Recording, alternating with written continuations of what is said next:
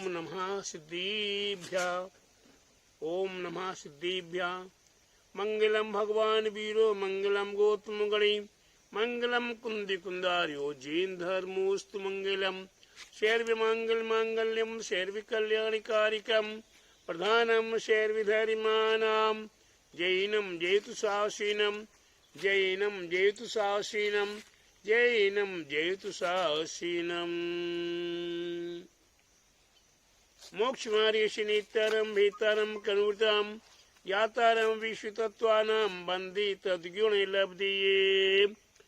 बोला समय जिन धर्म की जय, विश्व धर्म की, बोले श्री मानव धर्म की जय, बोले श्री वर्तमान जी शासन के महावीर भगवान की जय, बोले श्री द्वादशांग जिनवाणी माता की जय, बोले श्री आचार्य गुरुवर 108 परम तपस्वी उनचरी परम तिषि शांति शिरोमणि पंचवर्ष के जल के त्यागी सुन सिनानी ज्ञान वृद्धि तपो वृद्धि वयो वृद्धि आचार्य श्री 108 नेमी सागर जी महाराज की जय। आचार्य श्री 108 दया सागर जी महाराज की जय। धैर्य प्रेमी भव्य आत्माओं, जैसे कि आप सुन रहे थे तत्वार सूत्र, ये तत्वार सूत्र हम भव्य आत्माओं के लिए केवल तत्वार सूत्र ही नहीं है, केवल मात्र कुछ श्लोकों के माध्यम से ही तत्वार सूत्र नहीं है। ये तत्वार सूत्र अपने आप में एक गागर में सागर को समाये हुए है।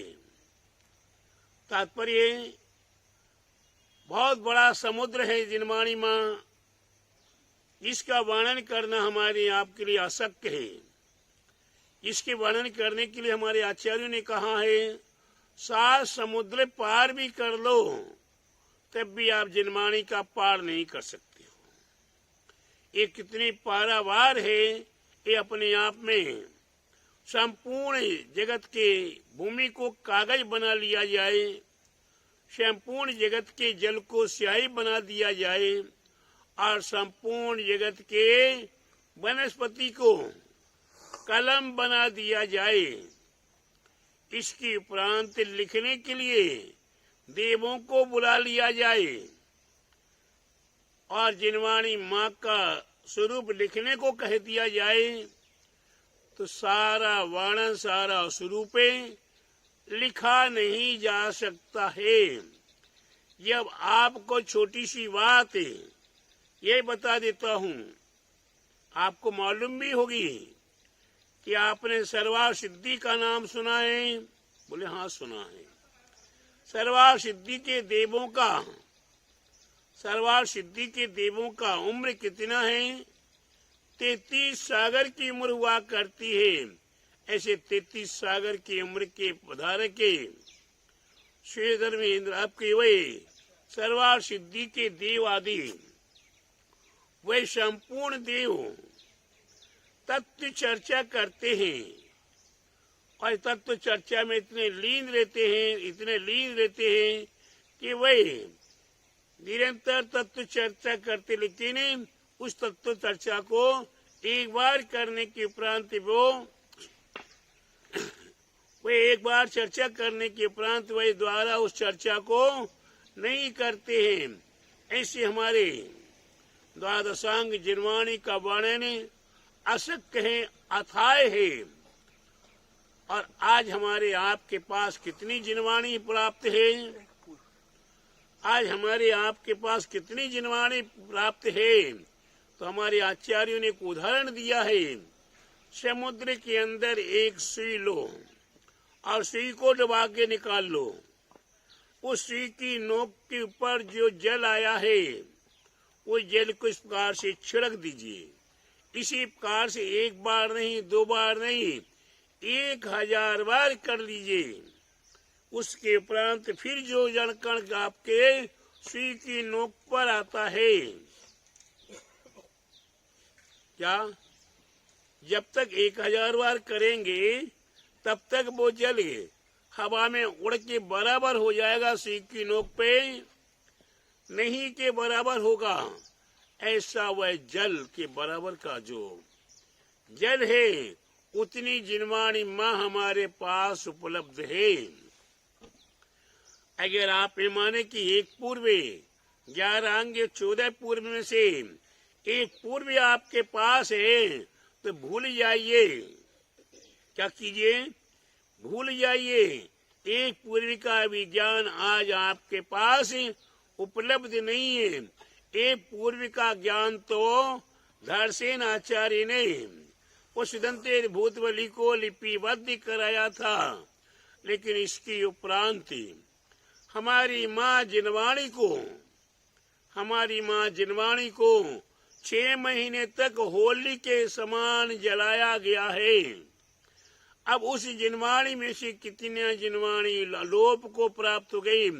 हमारे कुंद आचार्य महाराज ने अनेकों ग्रंथ लिखे हुए थे।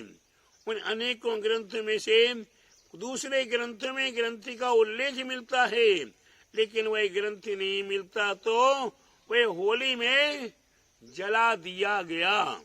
प्यारे बंधु, ऐसे हमारे आपके लिए वह ज्ञान है, अनंत ज्ञान हमारे लिए, और आज वो हमें प्राप्त नहीं है। हम केवल मात्र कुछ ग्रंथों के माध्यम से, कुछ शास्त्रों के माध्यम से क्या कर रहे हैं? ये मूछ मैं ज्ञानी हो गया।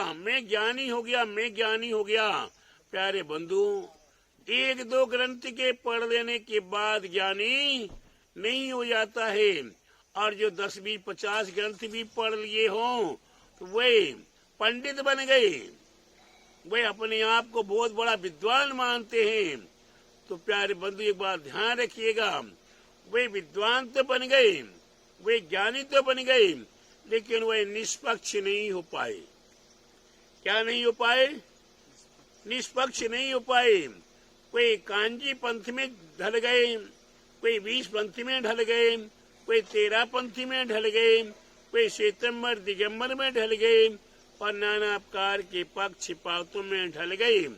ऐसे नाना प्रकार के हम ढलते हुए, और आज की स्थिति विषम स्थिति है कि उसी तत्व शुद्ध को अगर हम समझाते हैं तो लगता है कि दया सागर ये समझा, छोड़ो। अगर और दूसरा कोई साधु समझाता है तो छोड़ो। हम इसके द्वारा सुनना चाहते, इसके द्वारा नहीं सुनना चाहते। तो प्यारे बंधु, ये और ज्यादा गहराई के पक्षपात होते चले जा रहे हैं। तो ये आज हमारे पास जो ज्ञान है, उस ज्ञान को भी हमने पक्षपातों में बांट लिया है, और उससे और विषम स्थिति आज हमारे देश में एक कोरोना संबंधी महा बीमारी आ गई। इस बीमारी ने और भी हमारे आप को दूर कर दिया। पहले तो ये था कि और चलो वैसे नहीं इकट्ठे होंगे, चलो शादी में, विवाह में, फंक्शन में आदमी समाज के, देश के, गांव के इष्ट मित्र बंधु कुटुंब परिवार एक हो जाया करता था। लेकिन आज इस कोरोना बीमारी ने इसे भी और भिन्न दूर कर दिया। अब तुम मत जाओ, वहाँ कोरोना हो जाएगा। और प्यारे बंधु, जिनको कोरोना हो गया, जिनको नहीं हुआ वो भयभीत, जिनको नहीं हुआ वह भयभीत भिन्नता में, और जिनको हो गया कोरोना उन्हें से पूछो क्या उनकी स्थिति होती है। ये प्राण से प्रिय बेटा, प्राणियों से प्रिय बेटी, इसको 9 महीने पेट में रखा था माँ ने, जिसको 9 महीने पेट में रखा था, प्यारी प्यारी पत्नी, इस पत्नी के पीछे हमने अपने कुटुंब परिवार, माता पिता, दादा दादी आदि संपूर्ण परिवार को छोड़कर हम पत्नी के साथ रह रहे हैं। आज की स्थिति कोरोना ने क्या किया? अगर एक पति पत्नी को या बेटा को या माँ को या बाप को किसी को कोरोना हो गया, अब इस कोरोना बीमारी ने क्या कर दिया बताओ? एक दूसरे के मुंह नहीं देख सकते हैं, एक दूसरे से बजाकर बैठकर बात नहीं कर सकते हैं, एक दूसरे की परिचर्या सेवा नहीं कर सकते हैं, एक दूसरे को बैठकर खाना नहीं खिला सकते हैं। शूद्र बीमारी, कौन सी बीमारी? इस बीमारी का नाम मैं कह रहा हूं शूद्र बीमारी। पहले के समय में कोई अगर छोटी जात का व्यक्ति होता था और उसे खाना खिलाना है तो क्या करते थे? हमारे घर की माँ बहनें कि पत्तल में ताले लगा दिया, पत्तल में भोजन लगा दिया और धीरे से बाहर खिसका दिया, तुम ले जा। आज उससे भी विषम स्थिति हो गई। एक कोरोना पेशेंट जो हो जाता है उसको खाना कौन दे रहा है, कैसे दे रहा है, ऐसे दूर से खिसका दिया जाता है। उसके पास, उसके सामने आदमी नहीं पहुंच रहा, बेचारा तरफ रहा है, एक घूंट पानी को तरफ रहा है, एक घूंट पानी के लिए तरस जाता है। विचार करता सिर में दर्द हो रहा, कोई हाथ फेर दे, पसीना आ रहा, कोई पसीना पहुंच दे, बुखार आ रहा, कोई मेरे से दो बातें प्यार की प्रेम की बात कर ले, मेरे सुख दुख को बांट ले। तो प्यारे बंधु, इतना भी करने वाला कोई इस कोरोना बीमारी में नहीं है। ऐसी समय में प्यारे बंधुओं, अगर आपने किसी देवसाद गुरु के प्रति अपनी श्रद्धा रख ली, भक्ति कर ली, आस्था कर ली है, आप उसका स्मरण कीजिए। क्यों कि हमें हमारे आचार्यों ने कहा है, ये जिनवाणी माँ कैसी है? सोरा बेटा, ये जिनवाणी माँ कैसी है? यहाँ तहाँ तार देखो, पार के उतार देखो, सिख विस्तार देखो, यही जिनवाणी माँ है। ऐसी जिनवाणी माँ जिसको मैं कोटि कोटि वंदन नमोस्तु करता हूँ। ये जिनवाणी माँ हम यहाँ कहीं भी हो, जंगल में, वन में हो, रण में हो, युद्ध में हो, जल में डूब गए हो, पहाड़ से गिर गए हो, या महामारी बीमारी से ग्रसित हो गए हो, ऐसी अवस्था में भी ये जिनवाणी हमारे लिए सहारा है। ये देवसाद गुरु हमें सहारा है। आपको बहुत छोटा सा उदाहरण दिए देता हूँ।